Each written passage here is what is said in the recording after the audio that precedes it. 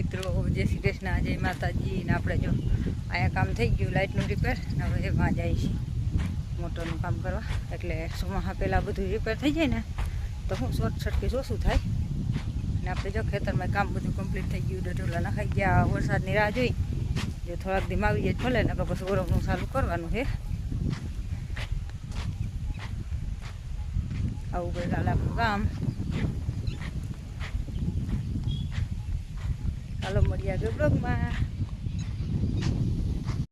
હાલો મિત્રો, આપણે જો આઈસલાન્ડ દોડવા લઈ આવ્યા હતા તોડી, અને હવે આપણે આઈસલાન્ડ દોડવા છે એમાંથી જો લારું હોય આ લાગે બહુ, એટલે આપણે આને ગેસ ઉપર લારું બધી બારી નાખી એટલે વાંધો ના આવે. ને આ લારું છે ને લાગે ને તો પાછી નીકળેની ઝીણી બહુ હોય ને એટલે આનું ધ્યાન બહુ રાખવું પડે શેકવામાં. નાલો આપણે સીપિયાથી એક મેળ ન આવ્યો કે કંઈ શેકાઈ રહે, એટલે આપણે લઈ લીધો ભજીયા તરવાનો જાળો, અને આપણે જાળામાં ફટાફટ જાવ રીતના વધારે ભેગા નાખી સહાટ, ને ફટાફટ આપણે બધી લાડુ શેકવા નહીં દેવાના, ખાલી લાડુ બળે ને એટલી ઘડી રહેવા દેવાના, એટલે ફટાફટ લાડુ બળી જાય. બધી હોય એમાં કાંટા હોય, લાડુ એટલે મતલબ કાંટા, એમાં કાંટા હોય ઝીણા ઝીણા કાંટા બળી જાય ને એટલે પછી આપણે આને અથવા મિક્સરમાં, જો મિક્સરમાં ન કરવું હોય તો આપણે ભાજી બનાવવાનું ઓલું બટેકાનું સૂંદો કરવાનું આવે ને એનાથી સૂંદો કરી ફટાફટ ને 3-4 ગેણે ગાળવાની. ન કરી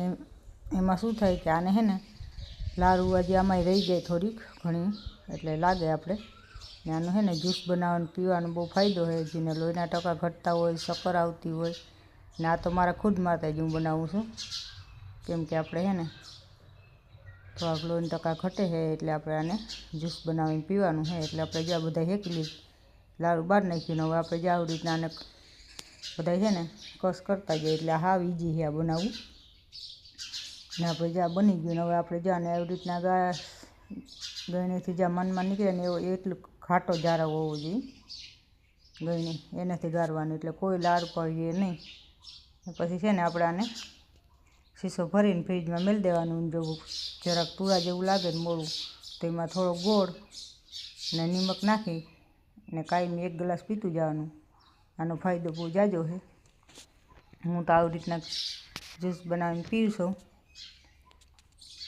ને આ થોડુંક કોઈ નુકસાન તો કરે જ નહીં આયુર્વેદિક છે એટલે હે ને દવા લેવી ના કરતાં સારું.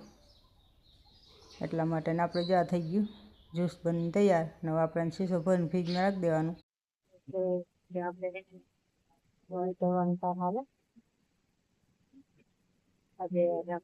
મહેમાન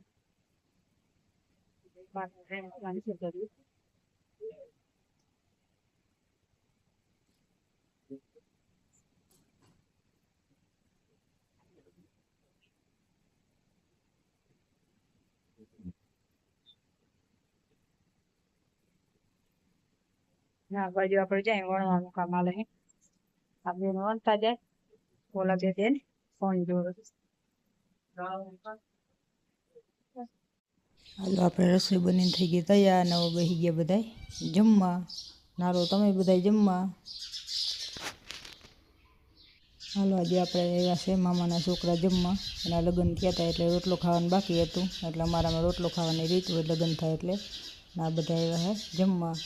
નાલું બધા જમવા તમે. તો આજે આપણે બનાવીએ પાર્લે બિસ્કિટ વાળી ગુલ્ફી.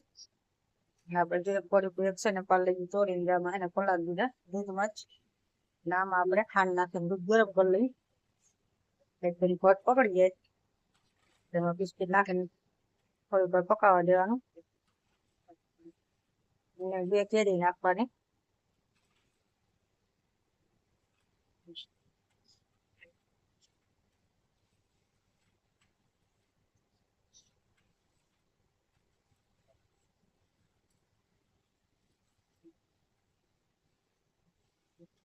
હાલો આપણે જે આ દૂધ છે ને આવું ઘાટું ખાઈ ગયું બધું નાખી દીધું એમાં મસાલો બધું બિસ્કિટ ને બધું.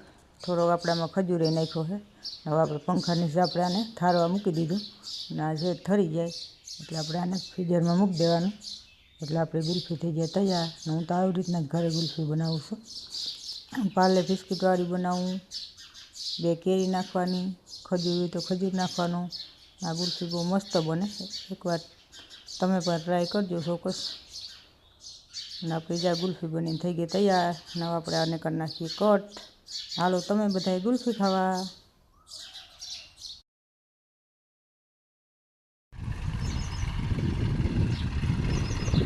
બે ટક્કર આવ્યા એટલે ખાતર કરવું થોડુંક ઈજી છે કાંઈ ઘા એટલે ફટાફટ ભરાઈ જાય. ને આ બાજુ જે આપણું ખાતર ભરવાનું થઈ ગયું ચાલુ. કાંકા ઉકેડા પાસે ઢગલો બધો મિક્સ પહેલાં કર્યો. પછી હવે આપણે 2 ટ્રેક્ટર છે એટલે વાહમાં ભરાતું જાય. એટલે આપણે બપોર થાય તો ખાતર ભરાઈ જાય. ને બપોર પછી અમારને ડઢોલા નખાઈ જાય એટલે આપણું ખેતીનું કામ પૂરું. જો મિત્રો સવારમાં આપણે જો ખાતરે ભરાઈ ગયું ને બપોર થયા ને 11:30 થયા તો ખાતર ભરાઈ ગયું હતું. 12 વાગ્યા તો જ્યાં અમારે લાગવા માંડ્યું એટલે આપણે બપોર પછી ડઢોલા નાખી દઈએ એટલે ખેતીનું કામ આપણે પૂરું. ને આવું કંઈક ચાલે છે આપણું કામકાજ. 2 ટ્રેક્ટર હતા એટલે ગાયના ભરાઈ ગયું ખાતર. હાલો મિત્રો આજે આપણે એવા ગાયોને પાણી પીવડાવવા. ને કાયમ તો માં હોય એટલે પાતા હોય એટલે આપણે પીવડાવવાનું ન હોય ગાયને પાણીને. માં ગયા છે આટો દેવા મામાને ઘરે એટલે આપણો વારો આવી ગયો ગાયને પાણી પીવડાવવાનો. જાય સાંયો બહુ મસ્તીનો હોય એટલે ગાયોને મજા આવે, લુએ ન આવે.